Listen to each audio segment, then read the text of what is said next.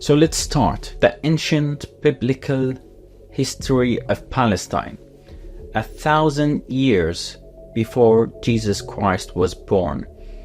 The land at that time, it was inhabited by various Semitic people, including the ancient civilizations of the Canaans and the Palestinians, which is the reason why Palestine is called Palestine. And later on, it became a land of biblical events, including the Israelites, the kingdom of Israel and Judea. The reason why Jewish people think that Palestine and Jerusalem is their homeland.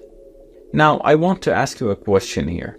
Like, I'm a normal person. I'm not a historian. I'm not a scholar. I'm not anything.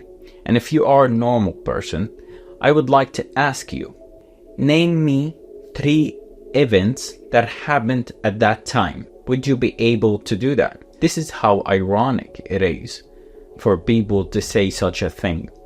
If you can't remember something that happened at that time, and you're telling me that your ancestors lived here and this is your homeland? Dr. Roy Casagrande is one of the greatest people to talk about history, and he's specialized on the Middle East.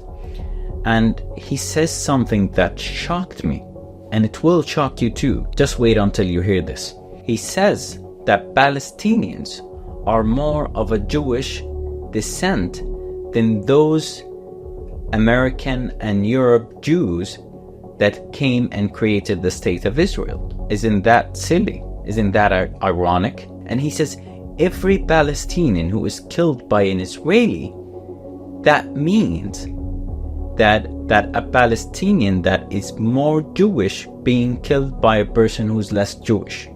And he says it's true that these European and American Jews are practicing Judaism, but it's also important.